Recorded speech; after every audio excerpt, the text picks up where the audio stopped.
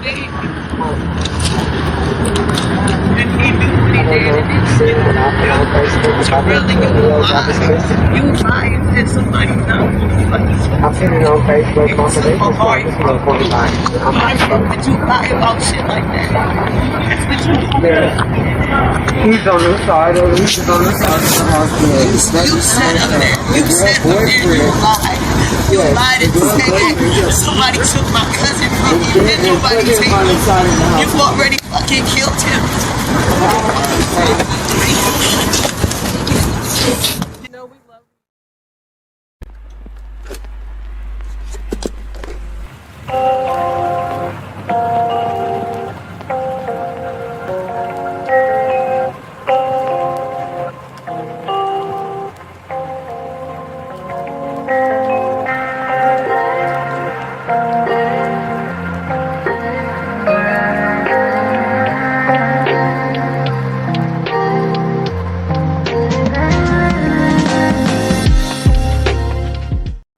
Las Vegas police say, if you're not familiar with the story, Las Vegas police say that Amari Nicholson was last seen Wednesday, May 5th at around 6 a.m. at the Emerald Suites on Paradise Road. As you saw there, that was the location that the family was just speaking at. It is reported that at the time of his abduction, Amari's mother, Tyler Nicholson, was in Colorado and left Amari with her boyfriend, Terrell Rhodes. Now, Mr. Rhodes says he was watching Amari when a female claiming to be Amari's aunt came to where they were staying on the 3rd floor of the Emerald Suites and informed him that she was Amari's father's sister and that she was there to pick Amari up on her brother's behalf. Now, Mr. Rhodes stated he was not apprehensive about the woman who he'd never met before because Miss Nicholson had informed him that someone would be coming to pick up Amari. So while Mr. Rhodes was attempting to verify the woman's identity with Mrs. Nicholson, Mr. Rhodes reported that the female informed him that her brother's family would be taking care of Amari and that they didn't need any of his belongings. So she picked up Amari, took him from the room, and exited the 3rd floor. And no one has seen Amari since that day. Now to see each and every one of you together right now for my nephew, I cannot thank you enough from the bottom of my heart. You're welcome. From his grandmother, risking your health, risking your children's health. We may have Terrell, we may have him, but the fight is not over. Okay.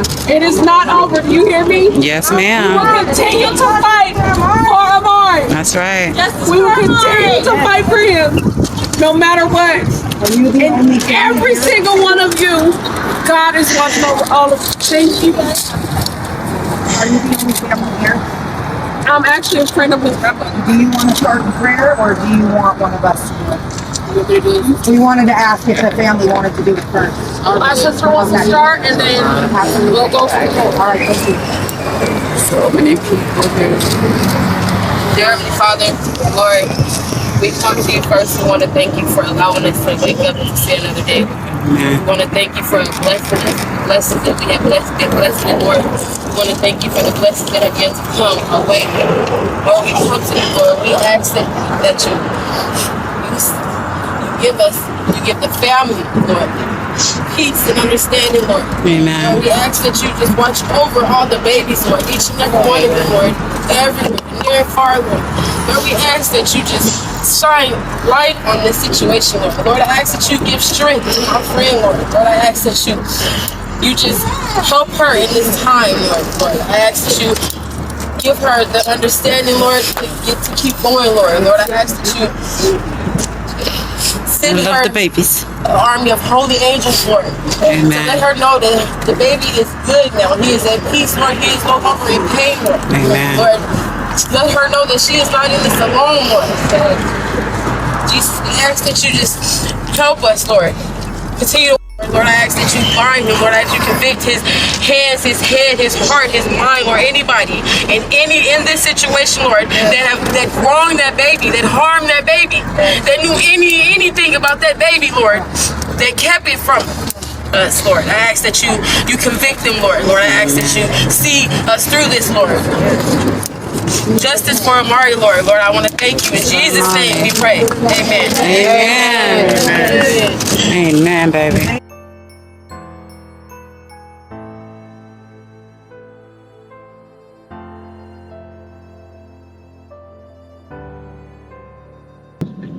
Terrell, TERRELLRHODES. How's his last name? Rhodes. Roltz. RHODES. Okay.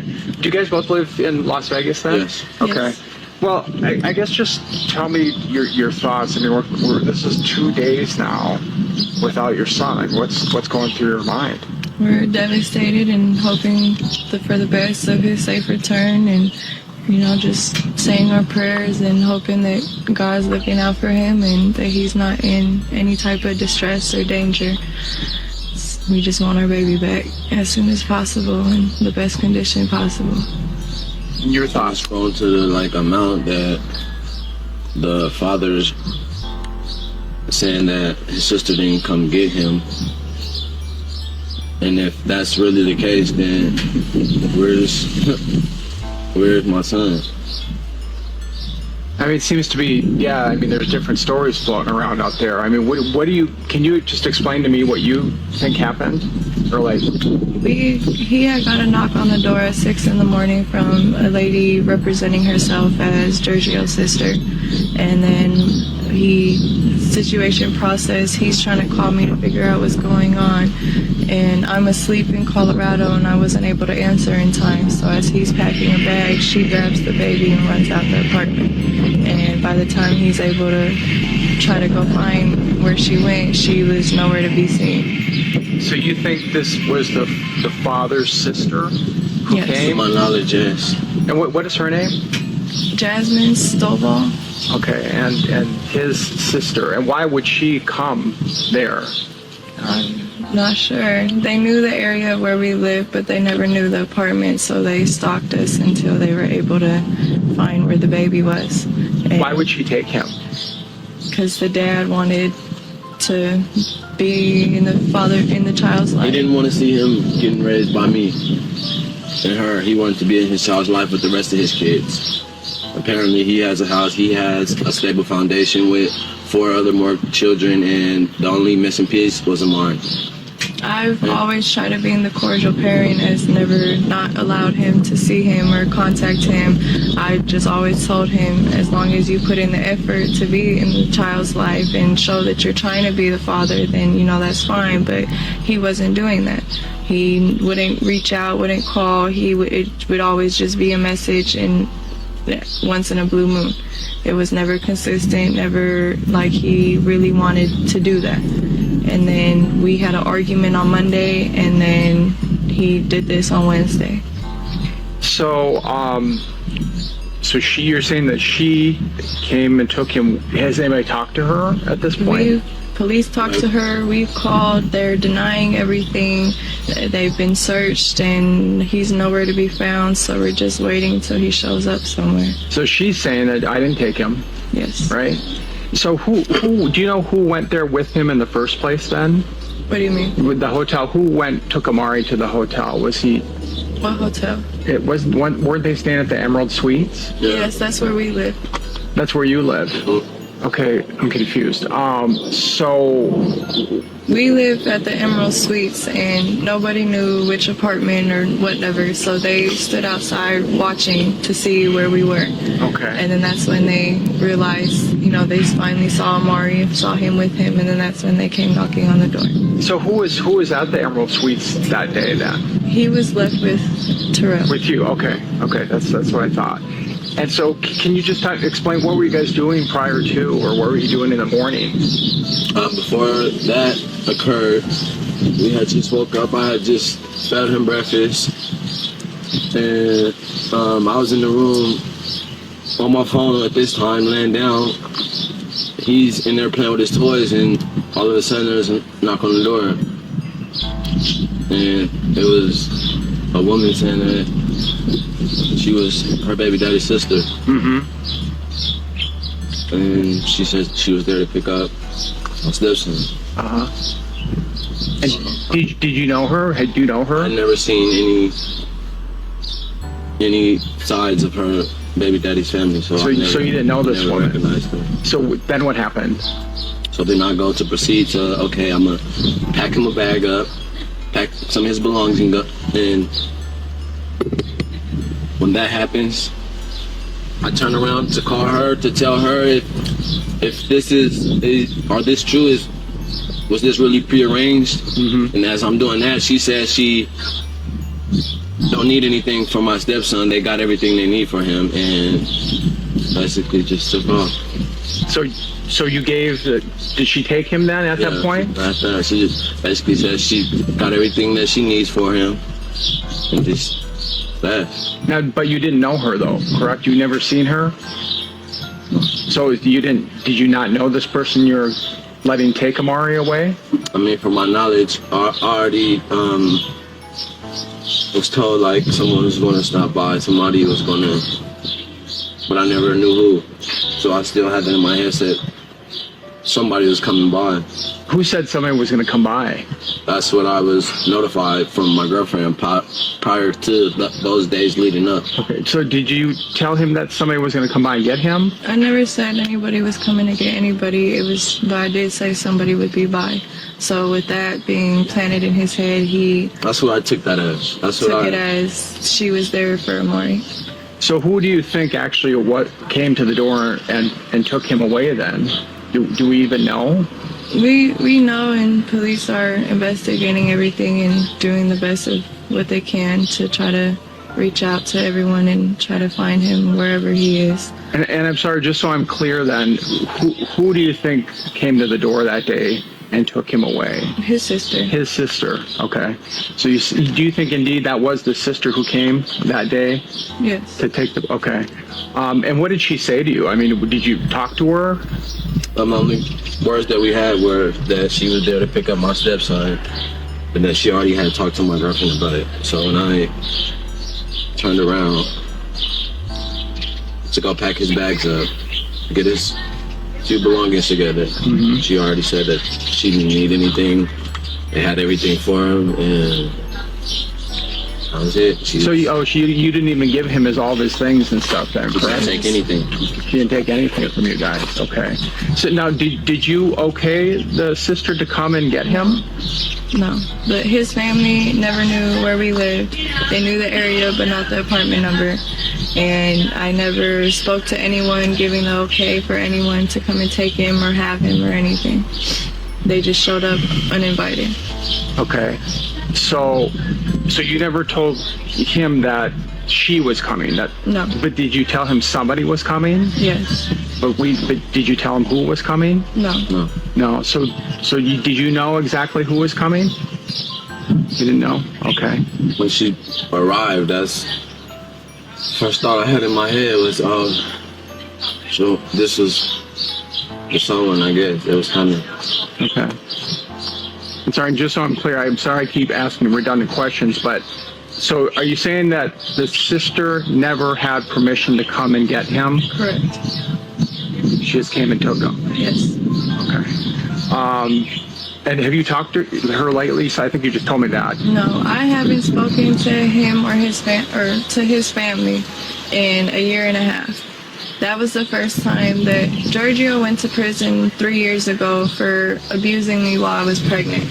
And he got released last year around August, and he visited him 2 days while he was in town, and that was the only time Giorgio's ever met and seen Amari. Okay. So his family, that was the first time they had seen him, was the one day of the visit. They haven't been to contact me, they haven't showed any emotion towards this. They haven't contacted me to get the story. They haven't contacted me to see where he is. They're not telling me anything. And then he sends a video into the newscasting, and he's smiling in the video. He's not showing any type of emotion, like as if he's really a concerned parent. It's like he just wants the publicity from it. So my understanding is he hasn't seen Amari much. No. Is what we were told. I've been present. You've been here, okay. So if he really hasn't been around, why do you think now all of a sudden he wanted to be around Amari? We've always had, like I said earlier, I've always tried to be the cordial person, you know, try to co-parent and whatnot. If he reaches out to me, I respond back. He's asked to see him a few times, but we haven't been able to make that arrangement work out yet. So he has asked to see him before. He has asked for him to come out there. He asked to have him for Christmas, and you know, we had already booked plans before he had asked, so we weren't able to make that happen. So he has tried to, but like I said, he doesn't put in any effort into trying to, you know, be a father in his life. So I'm not going to send my son to a complete stranger when, you know, I've been through that, and I'm trying to give my son the best life that he can and not have to go through the things that I did as in my childhood. So I'm telling him, you know, be more involved, FaceTime more so he can recognize you, so he can get an idea of who you are. And he never wants to do that. He expects everyone to do what he says on his time. Let me back up just for a second. So when they came over, now you said you called her, right? And you didn't talk to him right away? No, I was still asleep, so my phone, I didn't hear the first few calls until it was already too late. And when was it? How long was it when she came and took Amari till you actually finally talked to her? It wasn't that long. Probably like a minute. Oh, it just quick. I called then. repeatedly. Okay. Until she answered the phone. And then what did you do after she left with him? I went running around the complex, just trying to search for any type of whereabouts or if I see anything. So so when you finally did get a hold of her, what did you tell her? I asked her, was anybody supposed to come get him? Was that who she was talking about when she said someone's going to be by? And what did you say? No. I was in panic mode, and I told him no. Okay, so now you're thinking, okay, I was not supposed to probably do that, or whatever the case. And then so you started running around, looking around. Can you tell me more about that? There's nothing. I was running around, found nothing, seen nothing. They were already gone. He never handed the baby off to anybody. She took him. So there was no reason to look. Now, when did you call police? Right after. And what did they tell you? They came out, and it was a misunderstanding, said it was a civil matter, and stopped the pursuit of a missing child until I arrived into town at 3.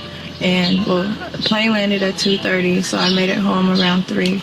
And that's when they started the actual investigation. So when did you leave to go to Colorado? I left on Friday. About what time? About 4. 4. Did you fly or drive? Flew. And what time did the plane leave-ish? Like around 3:50. 3:50. And what airline was it? Frontier. Frontier. Okay. And tell me again why you were in Colorado. My mom got attacked by a dog, and the dog ate her ligaments, chewed her foot up, and she needed surgery she was in surgery for 2 hours and got over 60 stitches in her foot. Okay. And so she's crippled on a scooter, can't walk, can't do anything. So I went out there to help take care of her. And so you got there on Friday, correct? Correct. And what time did you get in? I'm sorry. I got in around like 5 or 6. 5 or 6, okay. And then you stayed there Friday, Saturday, Sunday, Monday, Tuesday, and Wednesday, right? Yeah, Wednesday's when I came back out here when I heard what happened. And what time did the plane leave on Wednesday and get back here? It left at 1:30 and it got here at 2:30. 2:30? Was it Frontier? Yes. Again? Okay. And I mean, what were you doing all this time after he told you this? I mean, were you just freaking out, or what were you? Panic mode, freaking out, crying, screaming, just, my baby's gone. Yeah. And I'm hundreds of miles away and I can't go out and look for him.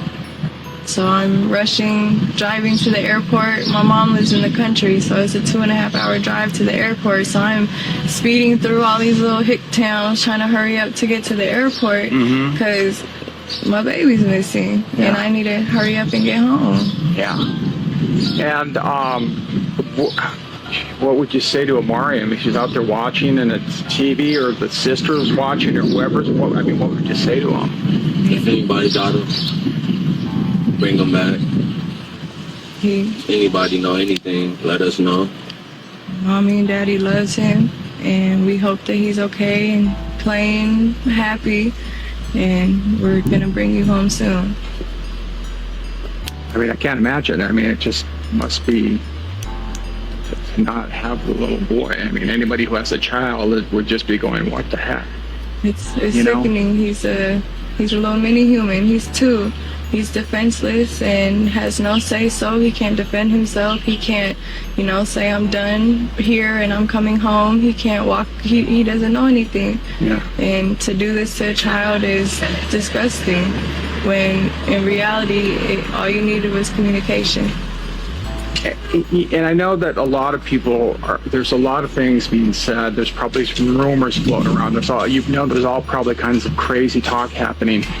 People might start pointing the finger at your boyfriend or maybe even you. I mean, what would you say if that starts to happen? What would your response be to that? It's inaccurate. It's a bunch of strangers just reading comments and not understanding the situation, not understanding the background, and just trying to put their 2 cents into it when it's all inaccurate. All this negative, hateful energy of pointing fingers at me and him can be put into trying to find our baby and bring him home, instead of causing more drama. I mean, we're hurting enough. We're all distraught over this. We're a complete mess, breaking down. And reading all these things and seeing all these hateful things is not helping the situation at all. If we knew where our son was, we would bring him home. Is there anybody in the family pointing the finger at you at this point? Have you heard anybody talking bad about you? His side of the family, of course. We've never had the best relationship, even when me and baby daddy was together. His family didn't like me because I was white and didn't approve of our relationship. And so it's always been bad blood in the family, especially after he went to prison. They blame me for it when really it was his actions. He was the abuser, not me. His own actions put him there. And lastly, and I'm sorry I'm going to ask you this again, but can you say who you think was going to come and get him? You told your boyfriend that somebody was going to come and get him. Who was that? I never said anyone was going to come and get him. It was, like I said, it was a misunderstanding. The only person that I would have sent over there would be my grandmother. Okay. So you didn't tell him, hey, someone's coming at some point. I said somebody would be pulling up and I'll let you know when, but I never said for what or anything. It was a misunderstanding. We had our little disagreement, and I'm poking the bear, he's poking the bear back, and so I, let out the comment, and coincidentally it matches the situation that we're in. Because that's going to be confusing to people. People are going to hear that. Well, I told you to that somebody might be coming, but I'm not really. Yeah, we just had a disagreement. He was distraught that I was gone, and he wanted me to come back home and be with my family. And I had told him that I needed to take care of my mom for the moment, and so he was just upset about it and was emotional over it. And are you talking to your boyfriend or yes, the dad? My boyfriend. Your boyfriend, okay. Yeah, my boyfriend was emotional that I wasn't in Vegas anymore, that I was in Colorado, that he was upset that I had left them. Okay. And so did you say that meaning, somebody's going to come get him because I'm mad at you and I'm just going to take him? No, I mean just, okay. Just, if he needed help or if, to come get some more of my stuff or Okay. I never intended for anyone to come and get Amari. Okay. And can you just kind of clarify that? I mean, again, I know that people are going to hear that and say, well, she's saying this and saying that. I mean, so you didn't tell, I mean, what exactly did you tell him? Who was going to come or who wasn't going to come? When me and Terrell had our disagreement of me being gone, I had texted back and said that somebody will be by and I'll let you know when. But I never clarified for what, for who, for anything. And I never even contacted anybody to come get him or nothing. And so when she did show up, he had that in the back of his head, so he thought that's what I meant when I never gave permission to anybody to come and take him. And why did you say that? Because you were upset? We were both upset, and just he pokes the bear, I poke the bear back. Okay. And you're talking about your boyfriend? Yes. And Okay. Okay. I mean, this whole story, it sounds confusing. It sounds like we're lying. It sounds like, it's a whole, it's just a big confusion. Right. And the circumstances of everything else, it makes it look that way too. But Terrell loves Amari like he's his own. He's been the one who's been taking care of Amari. Amari loves Terrell just as much as he does. If you ask Terrell, he'll sit here and tell you that Amari has his DNA. That's how far he really feels that that's his son. Mm-hmm. And at this point, you can't sit here and say anything negative for a man to be taking care of another man's baby. He's sitting here doing the job himself when Giorgio could have been doing that, but he chose not to. Mm-hmm. Okay. So the intent of that comment was you were upset, and you were trying to kind of hurt him at the point. You said, I poked the bear, he poked the bear. Basically. You're in a relationship, you know everything about the person. You've been around them so long, you know their flaws, they're what makes them happy, what doesn't. So we're sitting here arguing, and we take it a little too far sometimes. But people are going to say, well, my gosh, why did he give the child to somebody he really didn't even know? He never handed the baby off to anybody. She was standing in the door frame. It's a weekly, so it's all open floor plan and whatnot. So he had turned his back to go pack the bag and call me. And at that point, when he was calling me, I was asleep, so I couldn't hurry up and answer. So she grabbed Amari, because he's running around playing with his toys. Mm-hmm. She grabbed him and said she didn't need anything and rushed out the house. So by the time that I had answered, he ran downstairs, and she wasn't in the parking lot. She wasn't on the property. They were already gone. Oh, so what floor were you on? We're on the 3rd floor. You're on the 3rd floor. Okay, so were both of them up on the 3rd floor? Correct. Amari and your boyfriend were both up there. And when did she take him? When he was upstairs, or was he somewhere else? Upstairs. They were in the apartment the whole time. She stood in the door frame when she took him. Okay, and then when did he see her take him? Yes. And then he didn't say anything because he thought somebody was coming, correct? And then they just left. He was just trying to call me and understand what was going on, because he was clueless as well. Yeah. So by the time that I had answered, 2 minutes later, it was too late. Okay. And did he see what kind of car she was driving or anything like that? Nope. Do you think that he shouldn't have given him to her? He never gave her. So she just took him, is what you're saying. He didn't physically say, here you go. No, he wasn't even able to give her any of his belongings. She took him and left. Yeah. Okay. Well, anything else that you want to say? What else did I miss, or what do you think is important for people to know? I don't know. I mean, Giorgio sitting over here posting pictures of him and Amari together, when those pictures was the one and only time that he ever met him, and that was a whole year and a half ago. And now they're posting a bail, or not a bail, they're posting a reward, and sitting here denying that they have Amari, sitting here pointing fingers at us, when if Terrell didn't even know that he had any siblings or knew any about his family background, why would he make up saying that his sister took him when he didn't even know that he had a sister? Mm-hmm. And Terrell didn't give the baby to nobody. Somebody came and took him. Mm-hmm. He, like I said, he loves Amari like he's his, and he's a complete mess over this. I'm a complete mess over this. We just want to bring our baby home. Right. And so, we're asking for the public to just share the post on Facebook, share the news things, and let the word be out so everyone can be on the lookout for where Amari is, and if they see Amari, and to hurry up and bring him home, because his family misses him.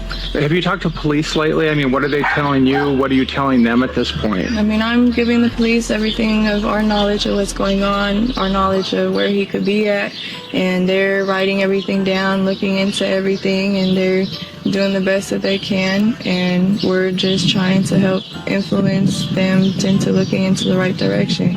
Okay, and do you think they're doing enough at this point? Or?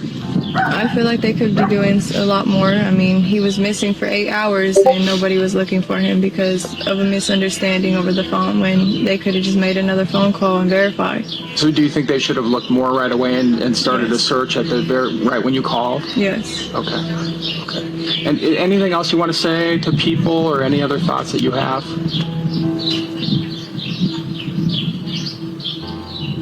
I just want him back. I just want him back where he need to be, back with us. Like people is making this a finger pointing game, and this is not a finger pointing game. My son is really missing, and that side of the family saying that they don't know where he is or what's going on. So it's it's a lot. It's a lot. Okay, guys. Well, thanks. And when she grabbed him, you didn't say anything? You say, hey, wait, or here's the bag, or wait, don't take him, or anything like that? What? She basically just did that before I can say or do anything. I was already a step in the room, ready to on the phone with her and trying to pack a bag at the same time. But again, you're understanding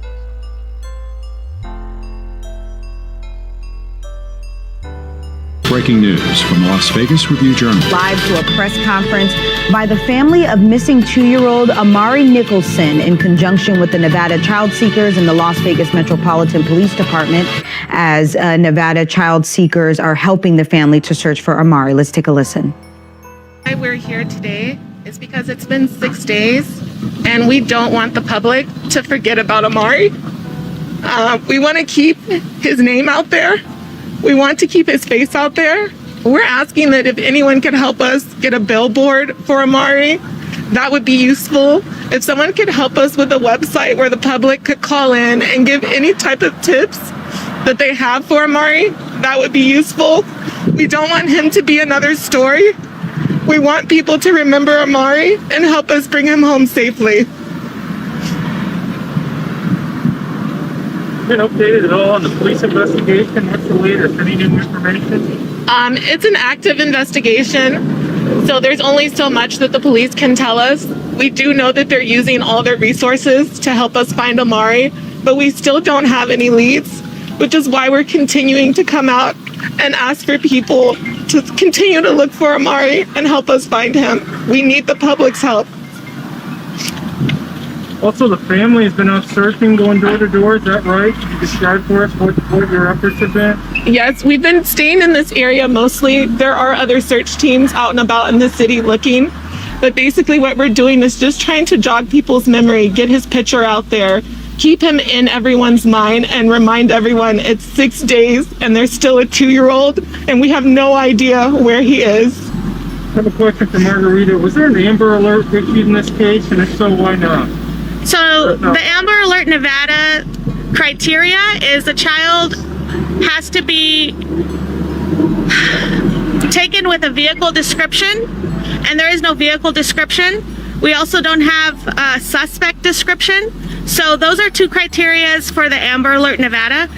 They are different in every state, but this is unfortunately what Nevada's criteria is. But what has been issued and what was activated is missing endangered child alert, which is what Metro has activated, and also our agency. So if you're watching this and you shared that flyer, thank you, because you made the difference. There have been tips that have come in, but unfortunately we don't have that information. It goes directly to law enforcement, and we just need more people to just come out. And I know you've been probably out here. We've had hundreds of volunteers come and help share flyers, but we can't stop. We're not going to stop until he's found. You feel confident that Amari's not with anyone on the paternal side of the family? You know everyone in your family, right? And if the person said that they were on the paternal side, is there any possibility that someone on your side of the family has him, or you've ruled that out? There's no possibility that anyone on our side of the family has him. And that's why we're out here, to try to figure out who does have him. Someone has to have seen something. Have you been in contact with the mother's side of the family? Are they helping? And I know yesterday you said that, not pointing fingers or any of that, but what's their involvement? Are they trying to help too? We have not been in contact with the mother's side of the family. We are open to working with her. We want her to know that we want to help her find Amari. Like I mentioned before, we're moms. I can't imagine what it's like to not have your son at home for 6 days in a row and have no idea where he is. So we want to help her find her son. your reaction to knowing that she's not out here with you guys trying to help? I don't know. I honestly don't know. And I don't want to speculate because I don't want her to feel like we're against her. But we're here to help her. We want to help her find her son. Did you guys talk to anybody at Emerald Suites, any managers? Do you know if the video was working at the time, the camera system? That's a part of the investigation that the police are conducting right now.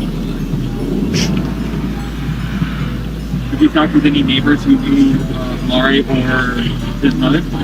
We've talked to neighbors, and I mean, we're just not getting any leads on where he could be. And that's why, it feels like we've exhausted what we could do here for now. And that's why we want to reach out to people everywhere. We do want everyone in the country to know, because it's been 6 days and he could be anywhere. We heard that Amari had a plane ticket to one with his mother, but ended up not going. Do you know anything about that? We've only seen those stories on Facebook. We don't know for sure. And like I said before, it's an open investigation. There's only so much that they will tell us right now. So right now we feel like all of that is speculation until the police come to us and say that that's a fact. What's next for you guys today? Are you going to continue handing out flyers? What would you like to be done? We're going to continue to hand out flyers in different parts of the city. But like I said, we need more. We need more resources. Yeah, and what's our plea today as well is to just let the public know that you can call Nevada Child Seekers. Our phone number is 702-458-7009. I will drive to you and I will give you flyers if you want to hand them out in Pahrump or any part of the city. If you are out of state and you want to share and be a part of this, I will mail you flyers. There is nothing we won't do to help bring them home. What do you want people to know about Amari and his personality? Right. What we want is for people to connect this to them. Think about a 2-year-old that you know. Think about what a 2-year-old can do. How far can a 2-year-old go? How well can a 2-year-old communicate? And that's why we're devastated. If anyone has had a child or has been around a 2-year-old, you know how defenseless they are at this age. And that's why we need help. We need resources. We need to get Amari's name out there. We don't want people to forget about him the same way they wouldn't forget about the 2-year-old at their house. So just think about how you would feel if this was your 2-year-old and you hadn't seen him in 6 days and no one knew where he could possibly be for 6 days. How is Amari's father holding up?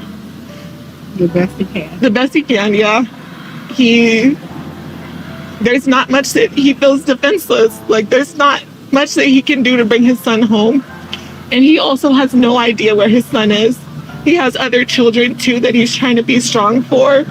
But what can you do in this situation? Like, there's no handbook for how to feel or how to handle this.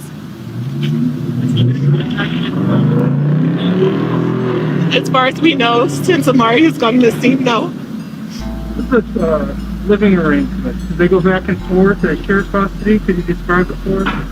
His mother had sole custody of Amari. They were beginning to try to communicate and, get a better relationship going between the two, but his mother had full custody. Have there been any talks about a reward? There is a reward. $30,000 for anyone that can bring Amari home safely. You mentioned that possibly a billboard or a website. There's a lot of billboards around Las Vegas. What is your message to those people who can make that possible? Please help us. Please help us. The longer time goes on, the less likely we're going to find something walking around and knocking on doors. There's so many people that come and go from Las Vegas that it feels like it's so heavy on us how long it's been and how much anything helps. Resources that they can put forth. If you know somebody who can either put his flyer in print or on a billboard or, this billboard right here would be fantastic. Once again, we're just a family begging for help.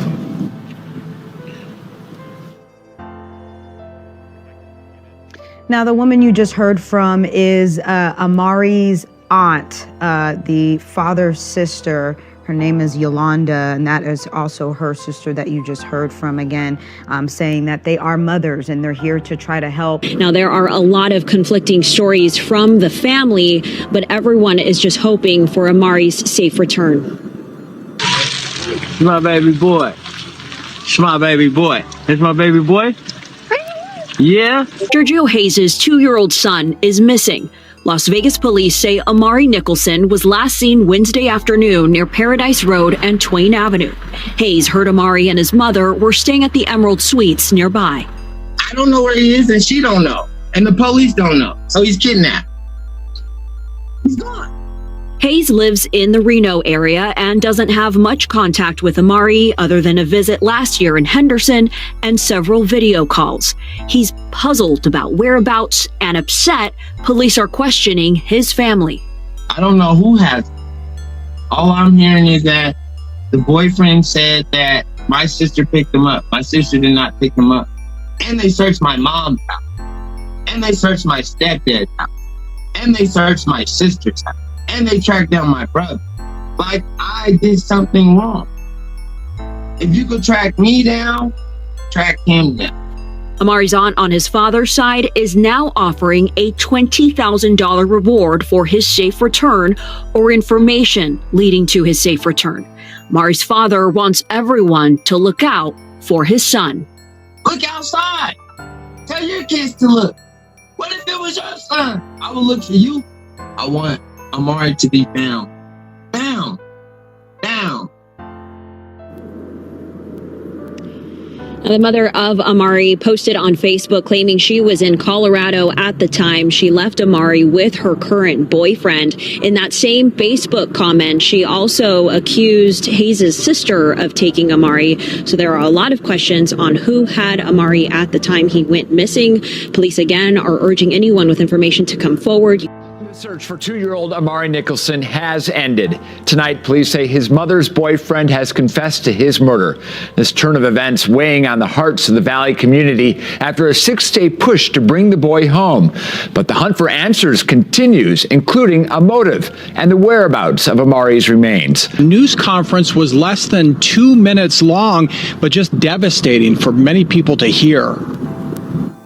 After hundreds of volunteers searched and prayed for 2-year-old Amari Nicholson's safe return, Lieutenant Richard Myers with Metro Police delivered news that was very difficult for many to hear. I'm here to tell you today that Terrell Rhodes has been booked for the murder of Amari Nicholson. The lieutenant said the boyfriend of Amari Nicholson's mother didn't go down without a fight. There will be additional charges, however. While the arrest was taking place, Terrell Rhodes chose to fight with police officers, and during the course of that fight was briefly able to retrieve an officer's firearm. That incident was quickly de-escalated, and Rhodes was transported to the Clark County Detention Center and booked accordingly.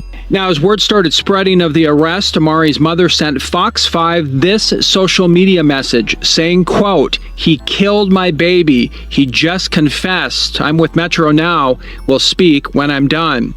We didn't hear much from Metro when this all happened, with, of course, a lot happening behind the scenes. During the course of the investigation, it became clear that the circumstances were suspicious. We brought all of the resources of the Las Vegas Metropolitan Police Department to this investigation, including the homicide section. As the investigation progressed, it became very clear to us that Terrell Rhodes was our primary suspect. There are still many questions lingering as the investigation continues. One big unanswered question: why was Amari murdered? And also not discussed, a possible motive, and I'll be in court tomorrow. Suites police found his body just down the street on Twain and Paradise. That's correct. This is where police found Amari's body. We saw Taylor Nicholson, Amari's mother, right outside of the Siegel Suites here. Officials were questioning her for about a half an hour in the adjacent parking lot right along the wall between Emerald Suites and Siegel Suites. The atmosphere was tense. Onlookers were emotional and suspicious as they watched the mother being questioned. We're working on learning the manner in which he was found. confirmed if he was buried or found above ground somewhere, but the coroner was here escorting the remains into a big white funeral home van, and a crime scene investigation unit was here too. Amari's mother could be seen looking somber as officials questioned her, but as I mentioned, onlookers, many of whom were here this morning looking for the body, voiced suspicion about the mother's apparent composure. I'd be hysterically crying and going crazy. He deserves to be put to rest like a normal human being and not thrown away like trash.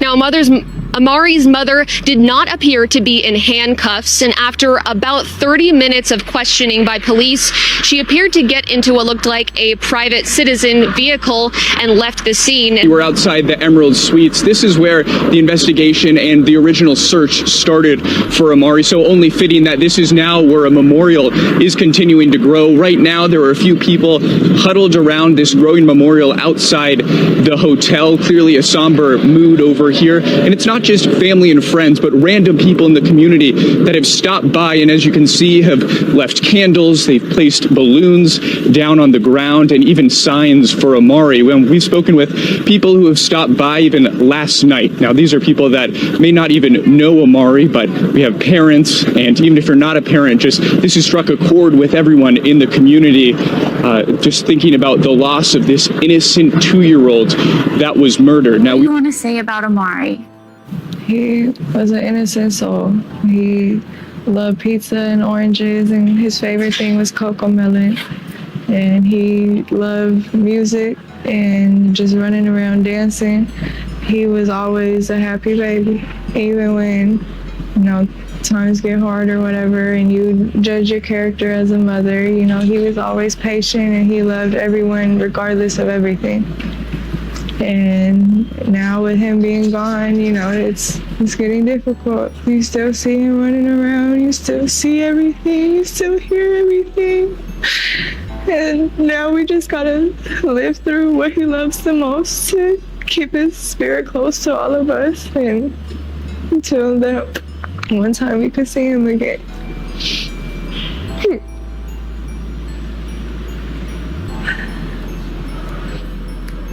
How come it was important for you to come to court today?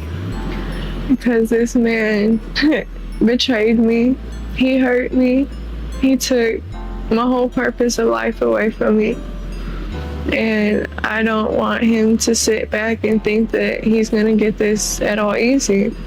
He took a precious child away from many people. And he needs to pay attention to how we all feel, because this is not okay.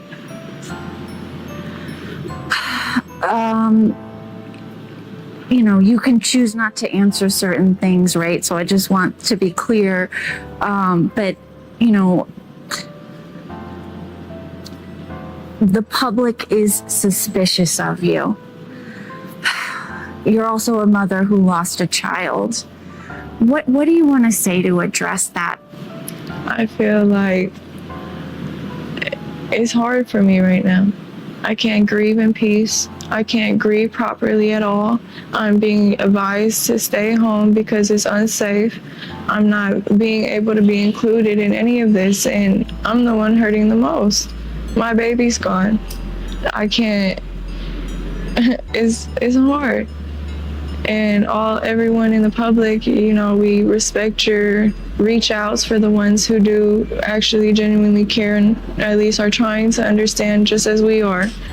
And for the ones with the negative comments, we're still in court. I can't, it's very limited for things to be able to be said in the first place. And the negative comments is horrible. My son's up there looking down on all this, and he loved everyone for anything.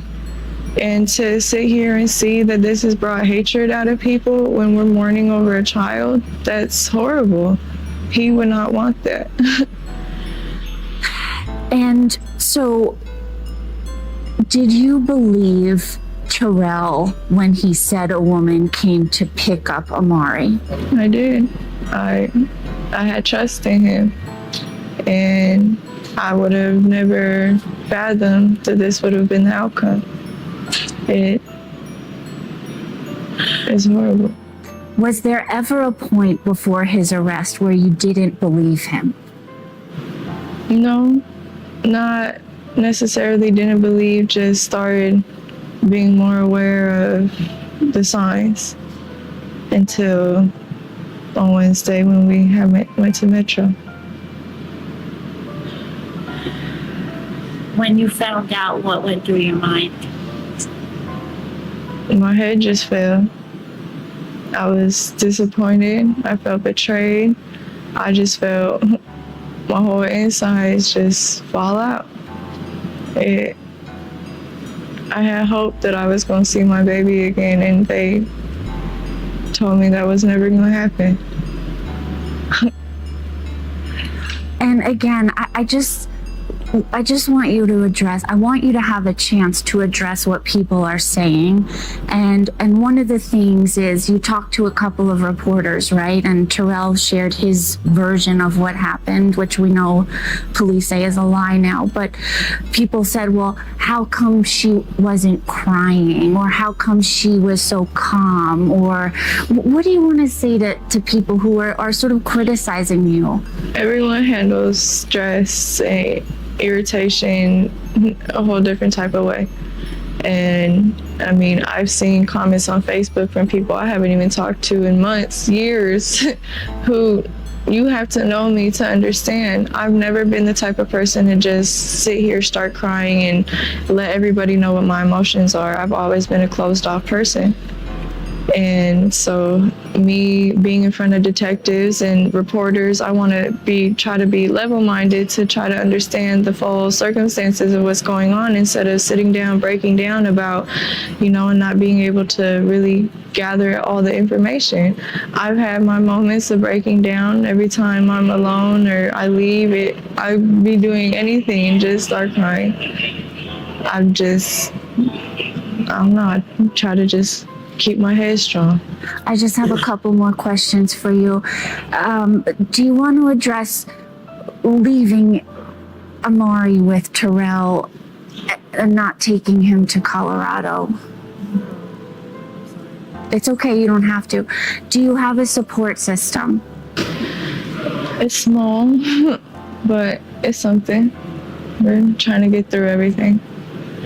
Anything else you want to say, and anything about like a memorial or funeral arrangements? We're still conversating and trying to work something together, and more likely all those things are going to be private, so it won't be a notice of anything maybe until after it happens, but the family would like to have their time and have that in private, at least so she could be safe to. People have been asking as well, why hasn't she been out here? But it's like, you guys are throwing hate at the same time. And it's like, how do you want her to come out here and feel safe trying to search for her son or be out here with you guys if you guys are, throwing hate? So, it's just a difficult situation. I'm just telling her to keep her head up. We just have to move forward. So as long as she get her time to grieve and lay her baby to rest, at least privately without any other mess, after that, everybody can have their opinion on what they want to say and speculate. Because again, and she wouldn't be here standing right here if she had something to do with it. So, everybody's going to figure that out, once everything's all said and done. Just let it be. What is this like for you to sort of, here's a mom who's grieving her child, but there's also a lot of criticism and... I've had my thoughts too, just some things didn't sound right to me, and I have my thoughts too as well. But at the same time, there's no need for that. Like, we just lost a child, so she's gonna be feeling that enough for the rest of her life. That was a part of her. So why would we, sit here and bash her for something she's gonna have to live with the rest of her life? That's no point. There's no point. I don't care how angry you are. None of it's gonna bring the child back. Be mindful. Just be mature about it. If you got your opinion, you can keep it to yourself. But to sit there and say disrespectful things or whatever, if you really don't know, it's why are you speaking? everybody can say what they're going to do in a scenario, in a situation until that day comes. Like, nobody knows. Nobody knows what to do, how to react, how to respond. They can tell you all this. So that's just what I have to say about it. You know, just let her be able to breathe in peace. You know, it's no need for more negativity on top of what's already negative and bad. You know, so I just feel like people should, you know, keep their speculations or their opinions to themselves. You know, other than that, I understand. Again, I was on that side too, but it's no sense in beating her down. There's no sense in, you know, having that mindset when she needs support. She just lost her son. You know what I mean? So I'm not here for that. I'm not here. I just want justice for Amari, and that's it. What would justice mean? No one has my opinion on that. But justice means He can go to bed peacefully, unharmed, at rest. it still won't be peaceful for me. I'm just being honest. It won't be peaceful for me. Like, I'm not understanding. This is confusing to me for this to happen to a 2-year-old. I'm not accepting you sitting in a box. I'm sorry. If that's cleanly how I put it, I'm not accepting you sitting in a box. A 2-year-old child, no human being at all. And for you know, for whatever the situation was, I mean, I feel like you treated my child less than an animal. So I feel like you should be treated like one too. That's just my opinion. What's your name?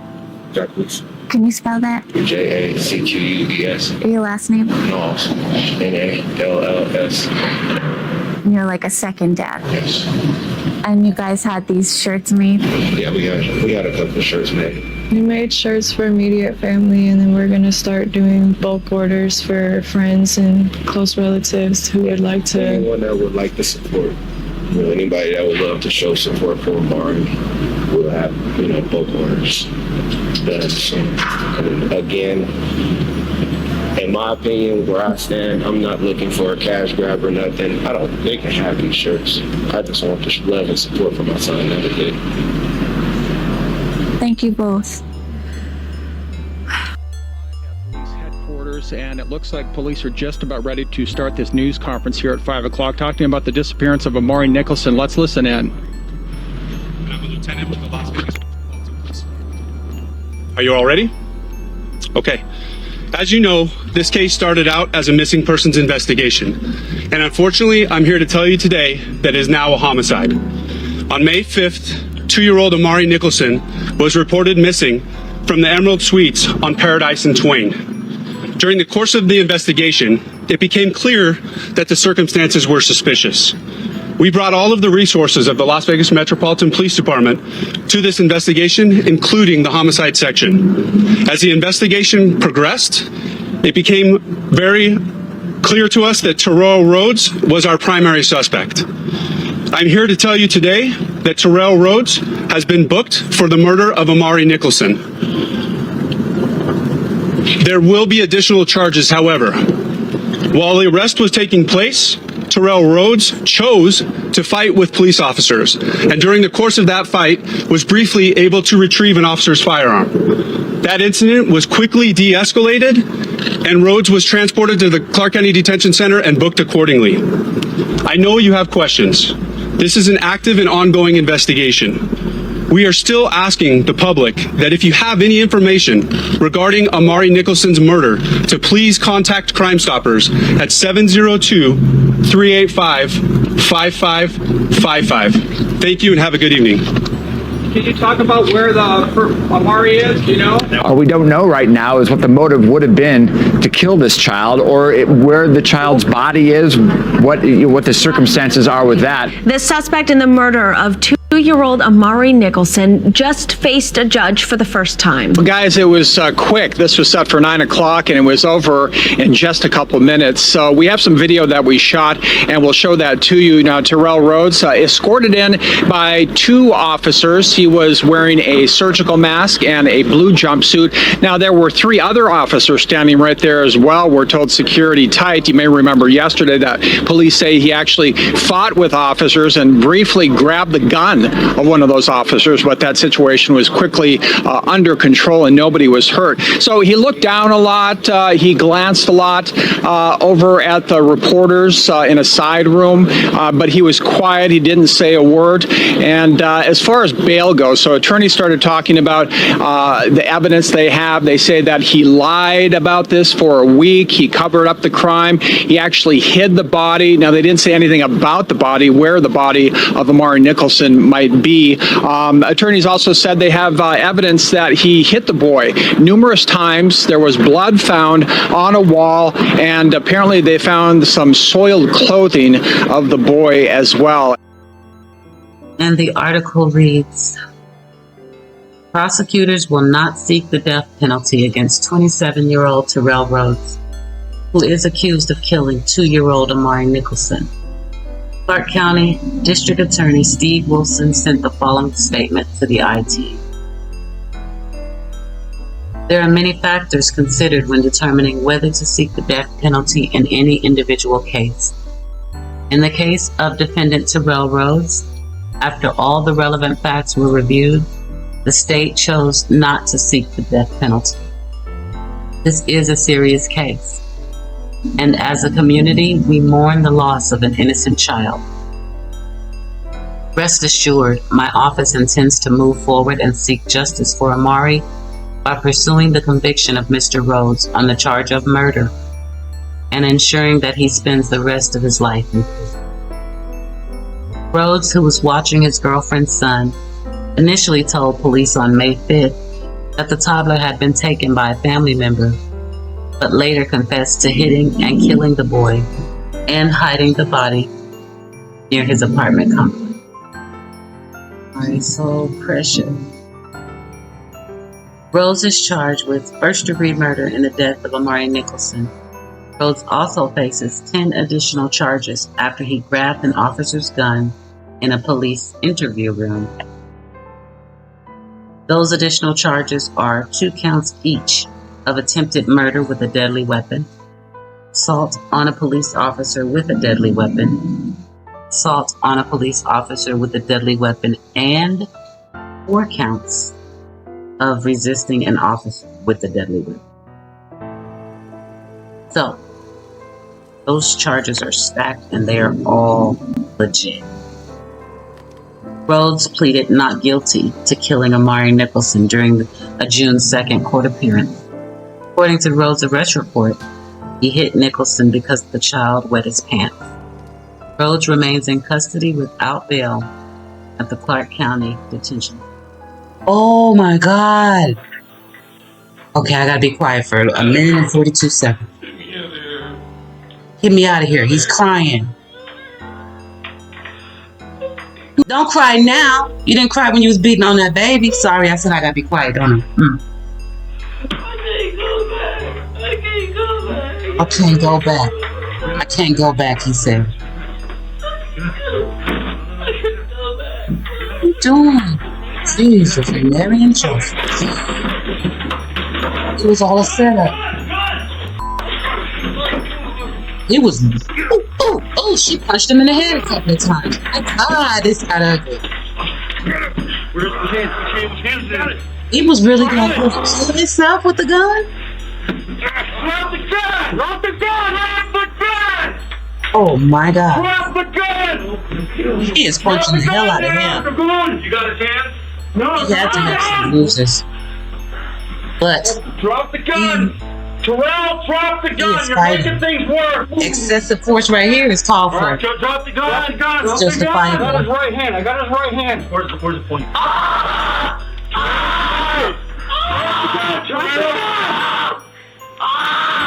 He won't let the gun go. Got it. Control here! Give me the gun. Got it. Oh, he took it. Stop resisting now, alright? Stop resisting! Grab the cop's gun, will you relax? I said he must have hopped a wall to get anywhere between the building right there. This one right here, the wrought iron in the middle. With the baby blood on his back? That's crazy. In the cut? Like that? I'm like, how did he? I don't know how he got back there, but they said he walked through his back cut. Right here. Yeah, This thing. the back cut right here. And then around that little wall. Back around that wall.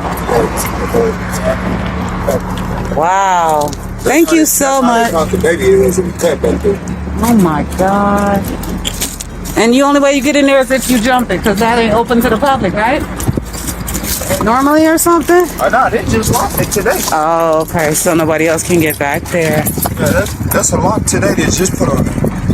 That's the baby right there. Poor baby. Oh my God. So he was back there. To the left, though. You can go around the corner like right when you go around that wall right there is rocks over there. He'll try to bury it. Under these kind of rocks. Yeah, like it ain't even. Yeah. You can't even get no. Oh my God. Thank you. You're welcome. I really sweet between 3. He was in here. And this wasn't locked.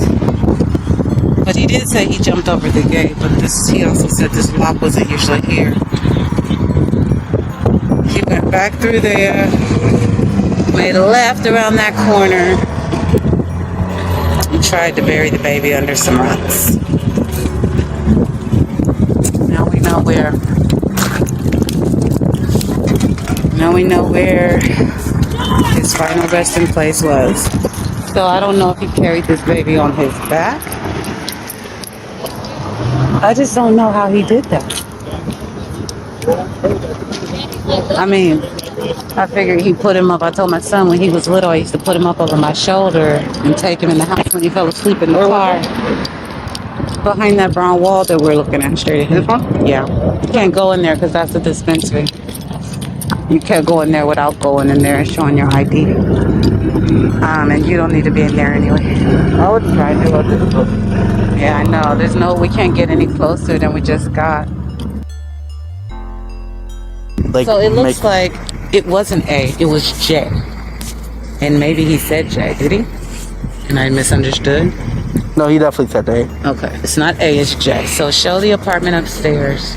So the apartment that they lived at was the one with the mattress. I'm pointing at it, you'll see it right here. There's a mattress. Mattresses outside. They basically stripped the apartment, it looks like. So we're going to take a walk up there to the 3rd floor. And then we're going to walk over to... Now, I'm wondering if he could have stayed upstairs and walked around instead of coming down. So we'll go up and we're going to go around and see if we can get around there. See what I'm saying? To the other side of this building and then come down. Because that would have put him closer to the wall.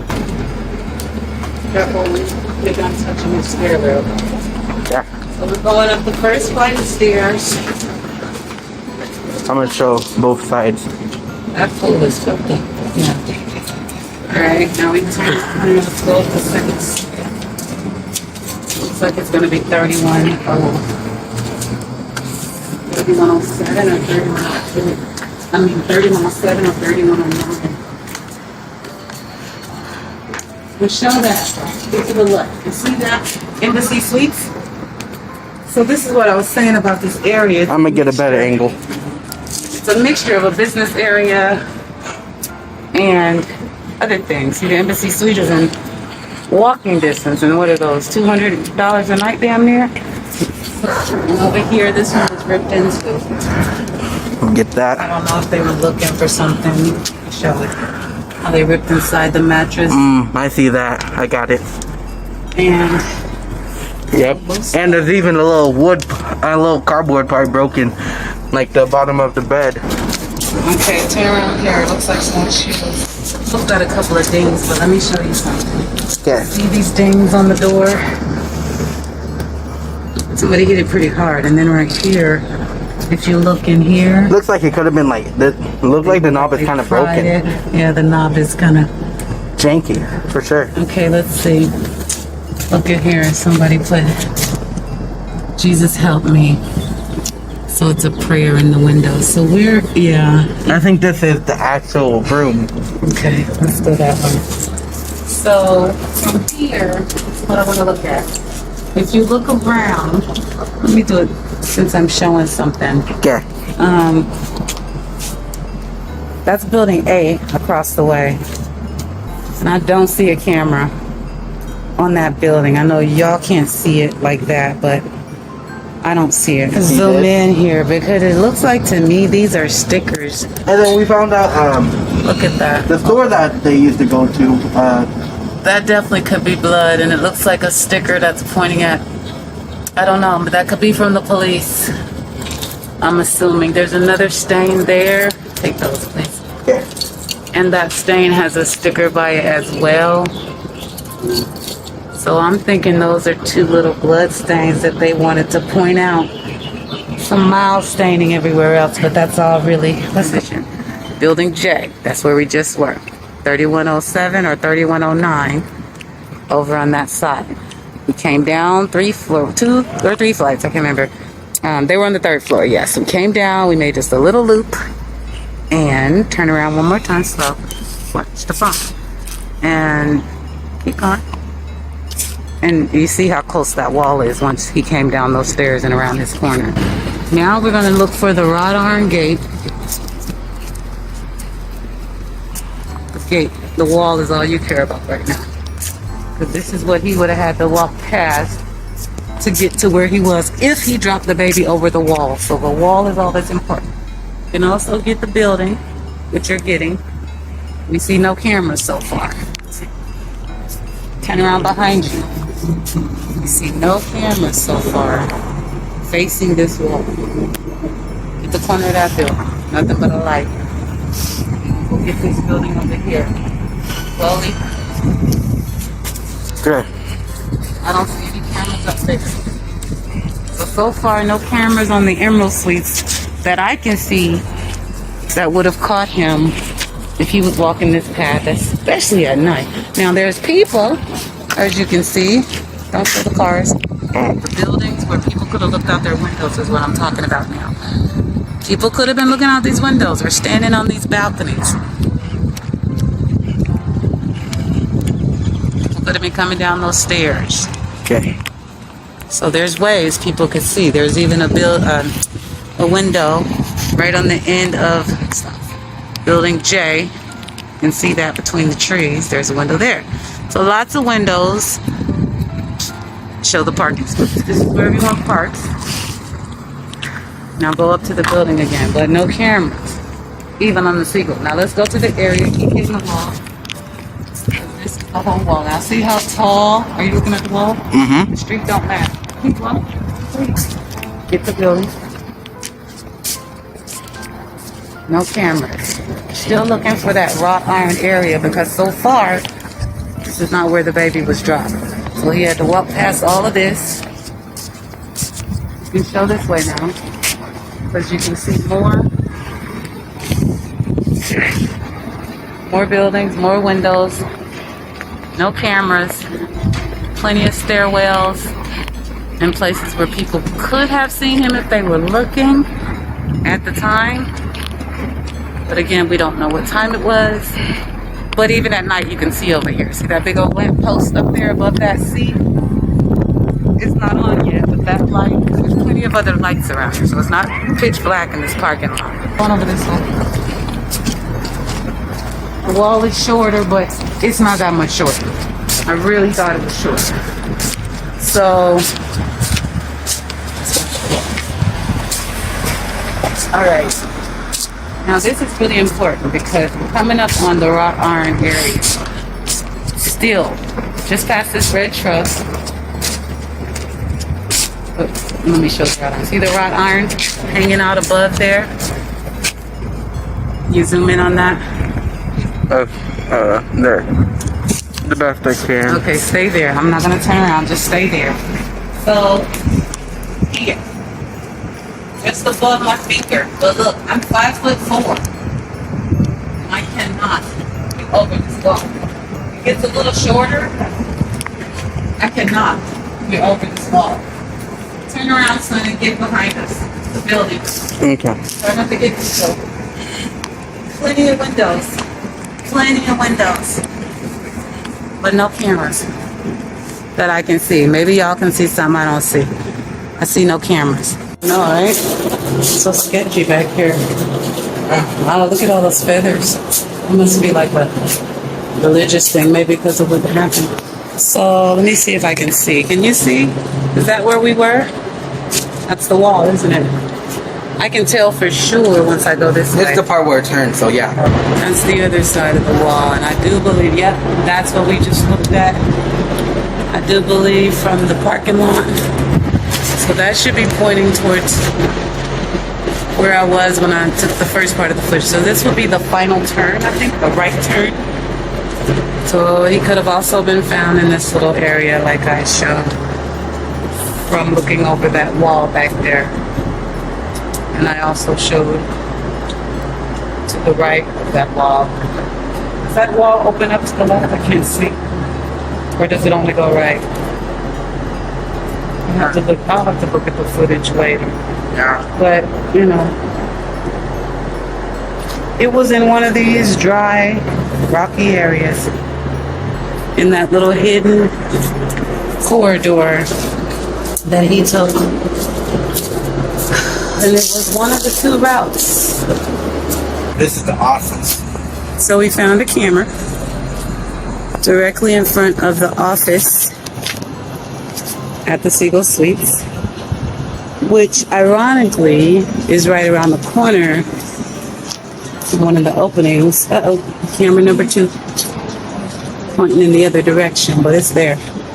So the one that I just showed you should be watching me. Yep. If I were to be coming around here and if I had, but look, there's no way he could have dropped the baby from here. We only came in here to show you the area between the wall where the baby was found. Okay, that's the dispensary. You can see the green border of the building. So it was certainly back this way. And there is a camera, as you guys just saw before I came in here. But he wouldn't have come in this way to get to where he went, because this is a big old gate with absolutely no entry. So we're back to where that front gate must have been unlocked, like the resident said, until they found the body. It was unlocked and accessible. Another big bright light over here. You can even see a balloon on the ground, so you know it's all connected. Do you think there's cameras upstairs? Like maybe? Or no? They'd have to be on the back side of this building up there. Let's walk up here and see. Alright. So that's a good idea, son, actually, because if we go up here, and this is the Siegel Suites, you guys. This is not where they lived. It's unbelievable how this is where the body was found. They Oh don't my have God. that much cameras around here. And if you come upstairs, you can see the back of the dispensary. Bam. Camera. You have to zoom in, but 3 cameras, 4 cameras. One on the front of the dispensary, not the front side, back side. There's 2, and there's a 4th one at the end of the building. These are all facing in the back, but they cannot, I repeat, cannot see back here. And this is the area. As you guys can see, there's the memorial, there's the gate. The baby was found between either not this walkway, no. But once he turned this corner, he was either here or in the last area that I just showed you guys. Because there's one more right turn you can make down there where that light is flashing. And I do not see a camera on this building pointing down in this back area. I do not see a camera. Sorry, it's zoomed in, but I don't see a camera on the Siegel Suites that would have caught this, him walking through here. None of it. So now we came around, you guys, to the front of the building again. Remember? There's Siegel even more Suites, cameras, by the way, 23. I saw those 2. I pointed those out. But now we just got a better view of the 2 cameras. Oops, at the top of this. See that? 2 cameras. Bam, bam. 1, 2. That is New Leaf Dispensary. And that is the memorial. But again, I don't know. Maybe this camera here on the right, it's pointed more in their back parking lot. But I don't know. I don't know how, maybe the cops, I'm sure the cops are seeing what footage they have, because there's a possibility. I mean, depending on the technology they have going, maybe they could zoom in. That one? So I just wanted to show one more thing. This is the corner of Sands, also known as Twain, at a certain point, and Paradise. That is a beautiful, I believe the Elysian is a condo. Sorry, I can't make it not blurry.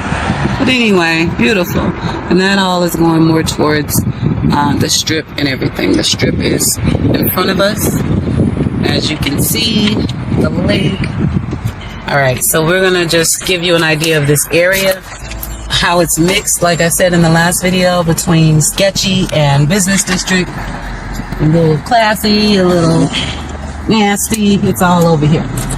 So that's the Emerald Suites. So then you have a little 76 gas station. What I was told is that Terrell used to walk the baby over here all the time to the Speedy Mart. I'm sure it's not blurry. I think you're zoomed in. If you zoom out, it won't blur something. Right next to this Speedy Mart, the Embassy Suites. Okay, and anybody that knows hotels, they know the Embassy Suites. Very high end, very expensive. And if you keep on going, you've got what they call a resort style apartment.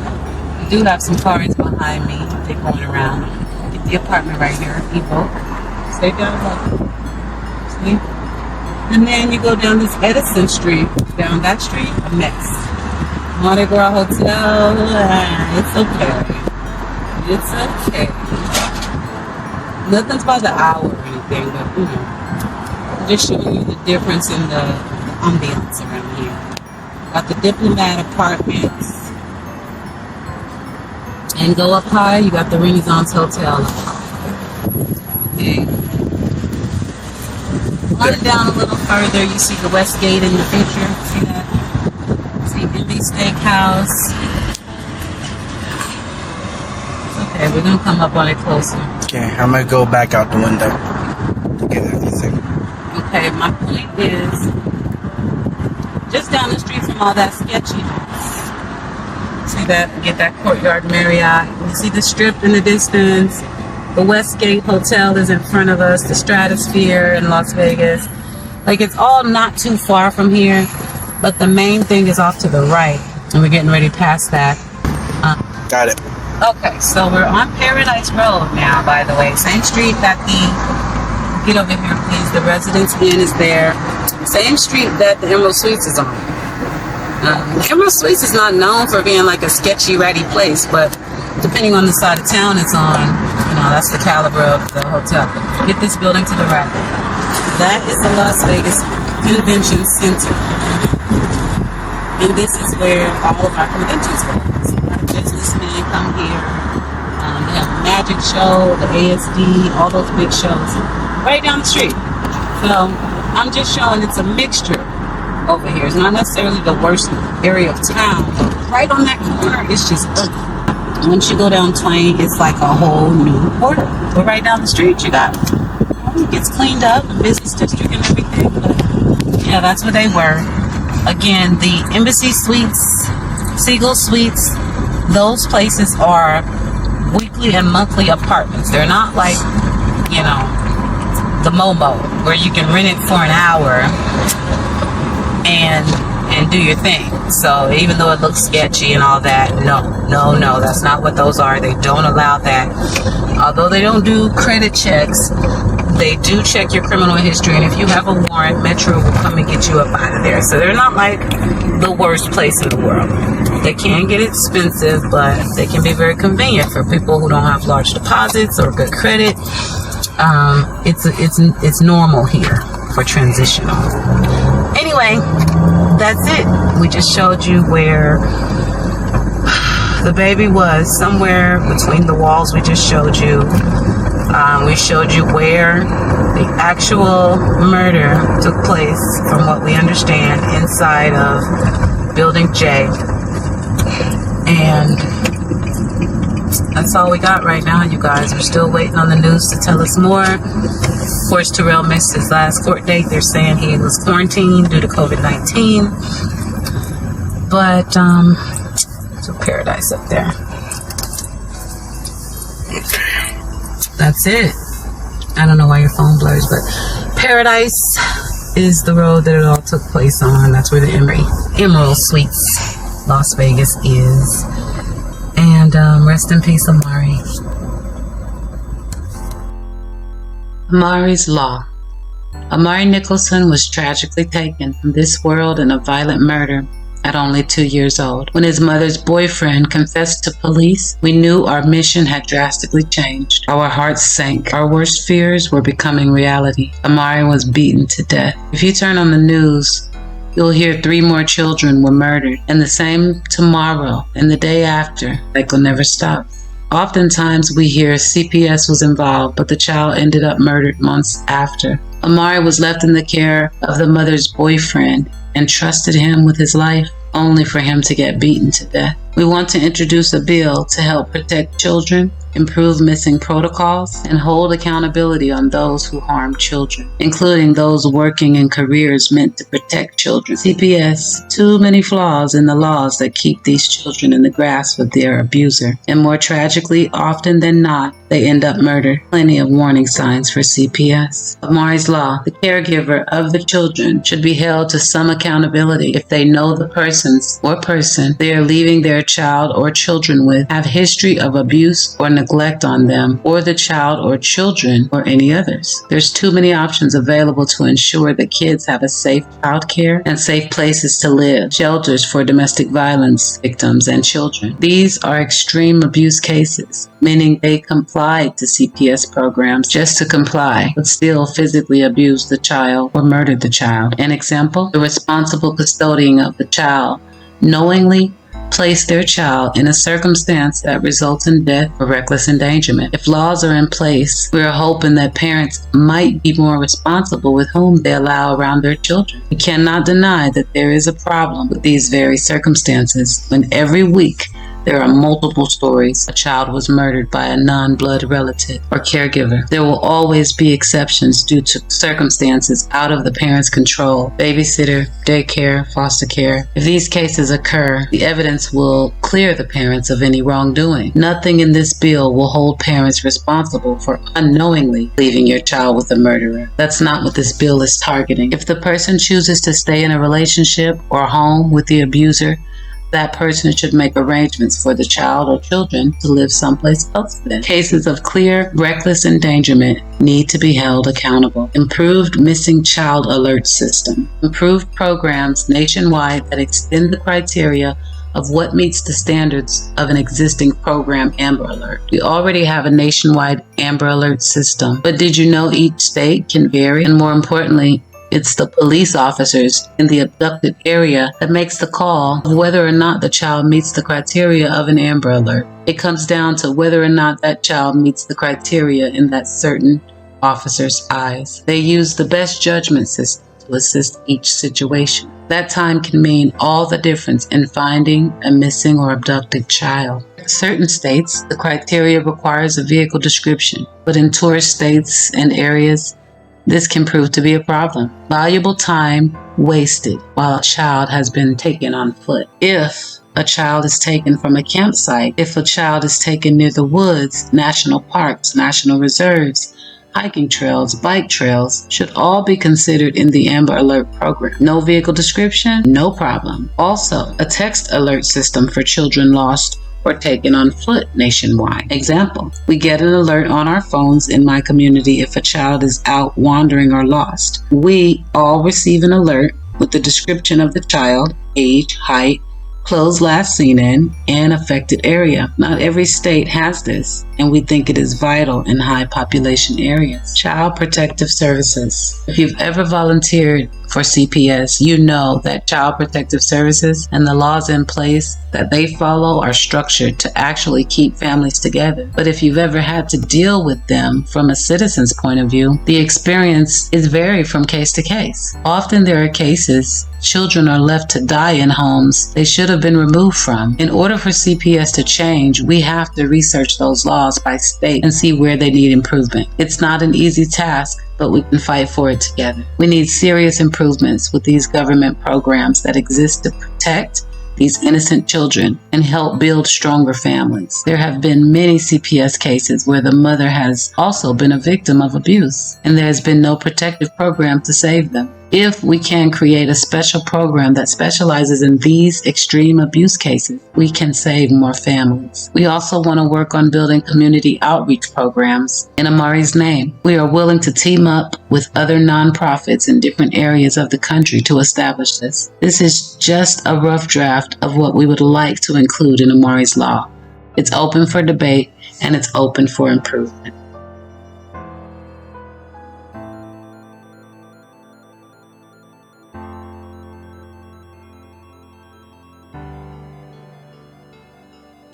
Wednesday, May 5, 2021, 0701 and 57 seconds. I submitted Archambault 17420. I need to report an Amber Alert. Okay, who's missing that you know? My son, How old's your son? he will be 3 in October. Where did you last see him? My apartment, somebody came knocking on the door. My boyfriend thought it was related to us, and she ran out the door with my baby. Okay, what address did this happen at? It's the Emerald Suite, Building J, off the Convention Center, Paradise and Plain. I'm in Colorado visiting my mom right now, so I'm not in Vegas. Did somebody But I'm already call catching the this first in? flight. No, I'm the first person. Okay, also you said Paradise and Convention Center. Why didn't anybody call this in earlier? I just found out about it. It just happened. Oh no, why didn't they call police? They called me and I panicked and called you guys. So I know they're building J. Do you know what unit or apartment number they're at? It's on the inside building. We just moved right before I had left town, so I don't know what the apartment number is, but it's Building J on the courtyard side, and it's the 3rd floor corner building all the way to the top left. Okay. And then, so do we know who might have taken the child, or no idea? At this point, I don't know because nobody knows where we live. But he claims that she said that she was my baby daddy's sister, but I don't talk to any of his family, and he's not on the birth certificate. He has no rights to my son. So he he's not gave this allowed to be in girl contact. the child, and then they left. Is that right? He was packing my son's clothes, and she ran out the door with him. Okay. Let me see. Give me one moment.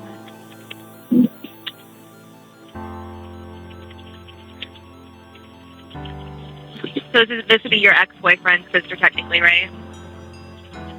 I'm sorry, what? This is your ex-boyfriend's sister, correct? Yeah. Who is like, I'm sorry, I don't even know her really. I'm sorry. Do we know how long ago we last saw the kid? Maybe 30 minutes. Do we know which way they went? No. Okay. Do we know if they left on foot or in a vehicle? Wearing a gray Adidas sweater with sweatpants. Oh, I'm sorry. Before we get to that, do we know if they left on foot or in a car? In a car. What color, make, and model car were they driving? He wasn't able to see it. Okay, that's He was okay. still in the apartment when she ran out. Okay. I already have a call set up, so I just need some more info. I want to clarify, there is no child custody paperwork involved, right? Or do you have full custody? I have full custody. Okay. My baby daddy was abusive to me when I was pregnant, and he went to prison for 2 years for beating on me when I was pregnant. And So he has no rights, no nothing, shouldn't be in contact. Okay, understood. And then what is the child's first and last name? Amari Nicholson, Amari. Spell Nicholson too, please. Nichholson. And then my boyfriend, who will be at the apartment. Oh, we'll get to that in just a second, okay? So for Amari, what's his birthday? And is he white, black, Hispanic, or Asian? Mixed, white and black. Okay. And how tall does he stand? About to the middle of my thighs. I mean, he's taller than the regular 3-year-old. Like 2.5 feet, 3 feet, whatever you think he is. I think last time we went to the doctors, it was 38 inches. Okay. And how many pounds does he weigh? I want to say close to 40 pounds. What color hair and eyes does he have? Brown and brown. His hair is really curly. He got like a little fro going on. Okay. And then what color clothes was he last seen wearing? He said he was in his pajamas. I don't know exactly what color. Okay. And what's the child's or the ex-boyfriend's sister's name?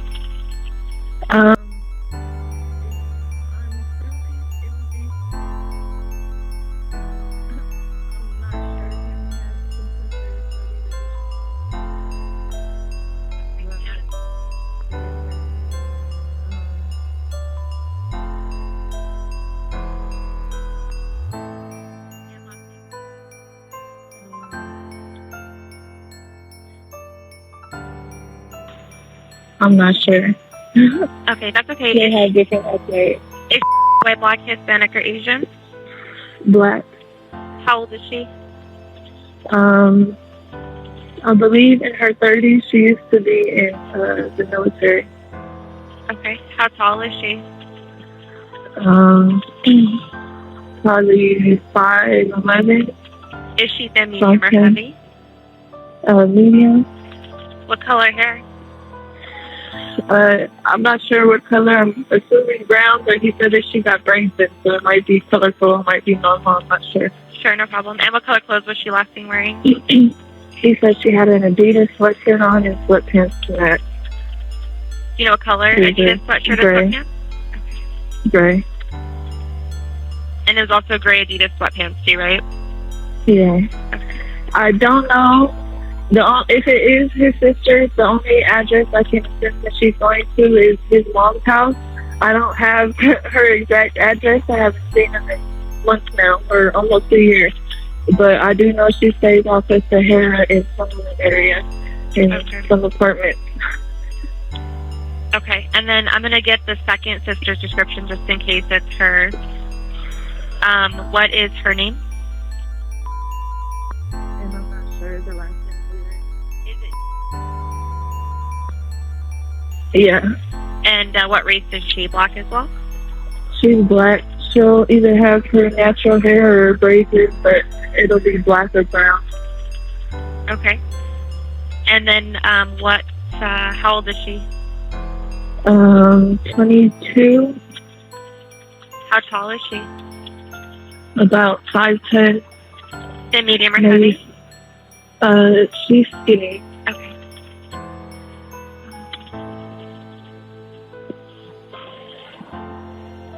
Okay. And then are they known to drink or do drugs, either one of them? No. And then anybody have weapons that you're aware of, including your No. boyfriend? Okay. And do you know what branch of the military was in? He said, was she what? Do you know what branch of the military? No. I want to say possibly Air Force. I'm not sure. It's either Air Force or Army. Okay.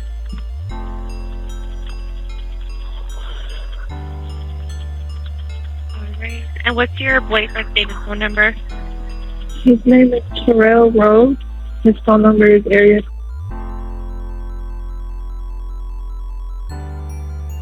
Can you spell his name? Terrell, and then Rhodes, Rhodes. Is he going to be waiting at the house for us? Yeah.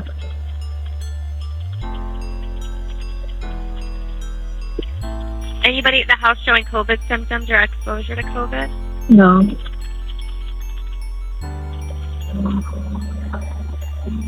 And your first and last name, please?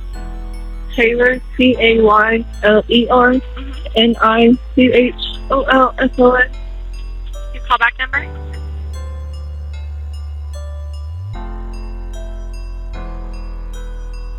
Okay, I'll go ahead and put you in Colorado, but you're working your way back here. If you get any further, please give us a call back right away. Otherwise, you're all set, okay? Okay, my plane leaves at 1:30, and so I should be there around 2:30. All right, thank you, ma'am. Bye.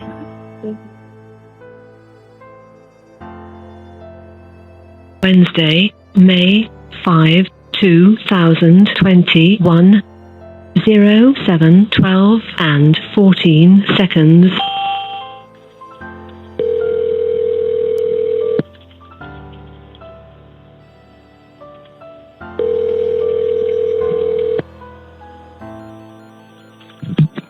Hello. Hey, it's Metro Police on a recorded line. Is this Terrell? Yes. Hey, sir. I just spoke with Taylor on the phone, and she advised that her ex-boyfriend's sister may have taken her child. Yeah. Okay. Let me get some basic information really quick. When did you last see the child? Approximately like 50 minutes ago. 15 minutes ago? 50. Oh, 50? Okay. And then did you see which way they went when they took off? No, I didn't. I didn't even look out the door.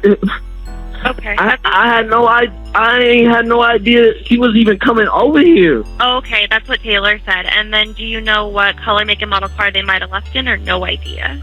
Ma'am, I don't know. Okay. All I know is she had on a gray Adidas sweatsuit. Okay. Let me get her... Sweatshirt and pants to match. Okay, I'm going to get her description. Did she give you her name? Excuse me? Did she give you what her name was? No, but her name is, my girlfriend gave it to me. Okay, because she said it's one of two possible sisters. Let me get her description. Was she white, black, Hispanic, or Asian? She was black. And then how old did she look? Like in her 20s. How tall was she? Medium build, like 5'9", 5'10". Okay, and what color hair did she have? Black. What color? Black, red, the little individual little braids. Black braids, okay. And then, did she appear drunk or high at all? No, ma'am. Any weapons on her? No, ma'am, not that I know of. Okay, and then Amari, what color clothes was he last seen wearing? He had his pajamas on still, baby blue pajamas. Okay. And a sweater, a gray sweater. Okay. That I grabbed because I was going to start packing his stuff up, and then she just said, "Oh well, we already got everything we need for him, so you don't need to pack anything." Okay. So I just gave him his sweater. And then, sir, what apartment number are you guys in? I'm in 3107, ma'am. So it's the Emerald Suite, 3107, Building J. Yeah. John, right? Yes. Okay, we're going to be out there as soon as we can. Any COVID symptoms or exposure to COVID for anybody involved? Oh, you said any exposure? Yeah, any COVID symptoms or exposure to COVID? No COVID, ma'am. Okay, you're all set. We'll be out there soon, okay? Okay, thank you. Thanks. Bye.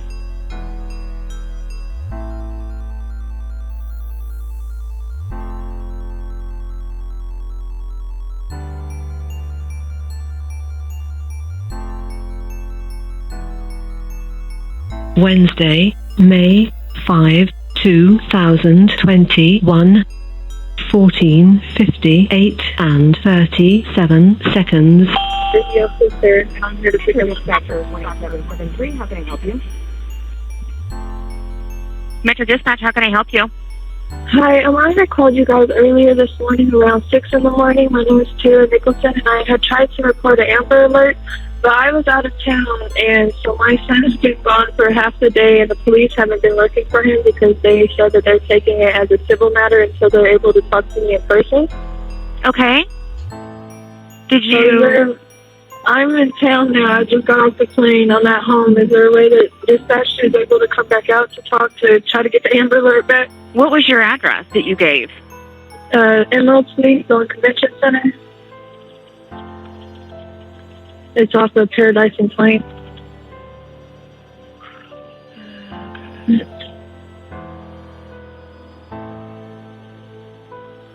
Just give me 1 second, okay? And when did you report this? Today? At 6:30 in the morning. Okay.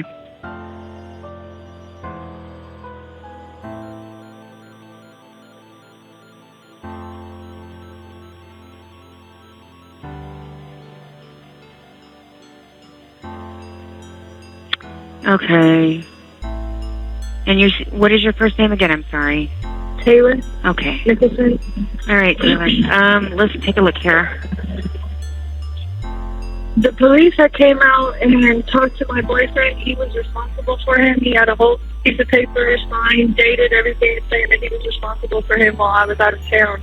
And one of the officers had called me while his partner was talking to my boyfriend. And we spoke on the phone. I told him what was going on. He asked when was the last time that I spoke to my child's father. And I told him it was about 3 days ago, but we had got into an argument. And I'm sitting here telling him he's aggressive, abusive, not allowed to be around my son. And the cop took it as I told him it was okay for him to take him. So the cop canceled out the Amber Alert and said that I have to get my son back by going to court when he was taken from my house. The lady came in the house and took him and ran out the door. So I don't understand why there's been no Amber Alert all morning while he's been gone for half the day. When he could be out of state because who took him lives in Reno. Okay. Let me find the event. Just give me 1 second, okay? Okay.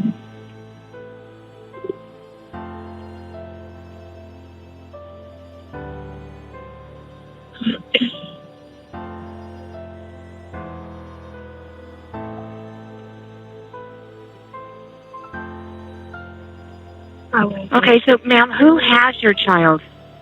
I don't know. My boyfriend said that a lady was knocking on the door this morning at 6 and said that she was my baby daddy's sister and said that she was there to pick him up, that everything was already pre-arranged, and I spoke to nobody.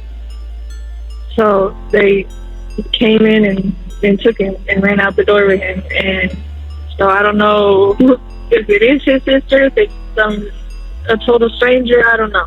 Okay, did you call her? I tried calling. I haven't spoken to them. He went to prison for putting his hands on me when I was pregnant, so it's supposed to be a no contact order. Okay. So the last time that I had spoke to him was about 3 days ago. We communicate on Facebook. So his family, I haven't seen for about a year and a half now. And so none of their phone numbers are in order or working unless they did that on purpose. So I can't get a hold of anybody. Okay. What's the sister's name?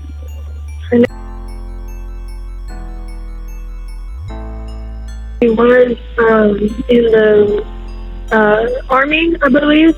Okay. Do you know her date of birth? No, I don't. Do you know how old she is? He's probably about in her 30s. No older than mid-30s. Okay. Is she black, white, Hispanic, or Asian? Black. Okay. And about how tall is she, do you know? I'd say maybe 5'11". Is she thin, medium, or heavy build? Medium. She drives a gray Hyundai Sonata, a newer model. Okay. And, you know if she drinks, does any drugs, or has any weapons? No, I'm not sure. Okay.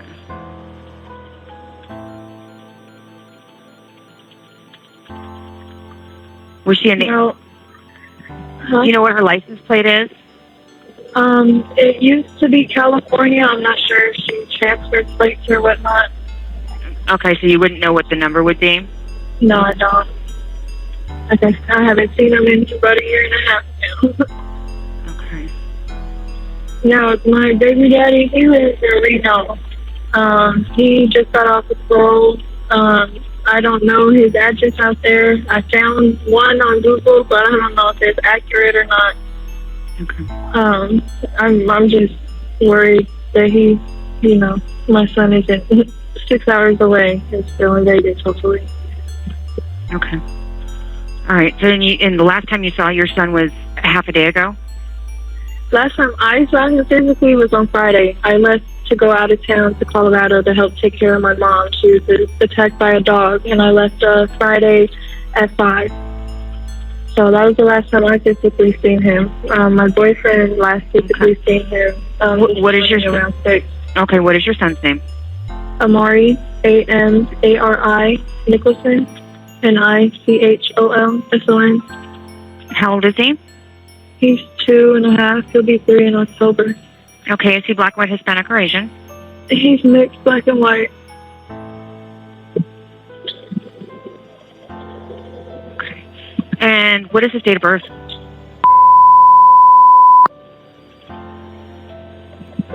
How tall is he? I want to say 38 inches. Okay. Do you know how much he weighs? Maybe around 40 pounds. If that sounds accurate. It does. What? Okay. What color are his eyes? Brown. His eyes are brown? Curly little curls. Okay, so he has brown eyes and brown hair with curls? Yeah. He got a little fro going on, but it's like, it's not super tight. They're loose curls. Okay. And what color clothes was he last seen in? He was in his pajamas. I don't know exactly what color they were. Okay. Okay. Has anybody been diagnosed with any medical or mental illnesses? No. No, he doesn't. The lady came in the house and my boyfriend half asleep because it's 6 in the morning and starts packing a bag, and he turned his back to call me, and she said she didn't need anything. She already had everything, and just ran out the door with him. Okay. All right. And where will you be waiting? I just got to my house right now, so I'll be at home. That's your house is a 3684 Paradise Road, apartment 3107? Yeah. Building J. Okay. What time did she pick him up? You said 6 o'clock this morning? Yeah. Okay.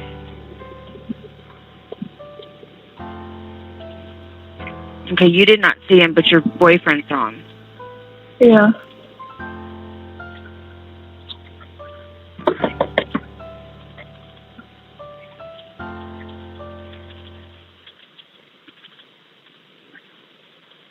Okay.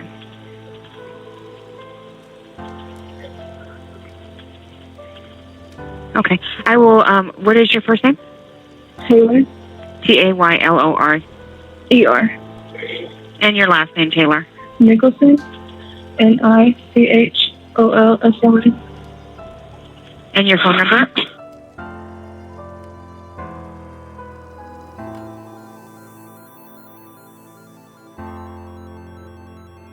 Sorry, I'm Carmen. Okay. I'm getting an event set up, and I will have officers. I said I'm getting something set up, and I'll have officers come out and talk with you. Okay? Okay. Thank you. All right. You're welcome. Bye. Looks like Carrie.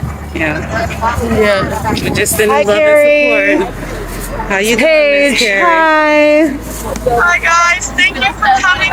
Yes, ma'am. I really appreciate all your support. We love you, sister. We're happy to be here. Yes. Thank you. Yeah, we love you. It's killing me, but thank you for all your support. Yeah. Yeah, you got lots of it. I don't know if you can see it, but you got a lot of support out here. I told you, sister, so many people, and they're still coming. They're still coming, yeah. We haven't started. Thank you. Yes. I'm going to try.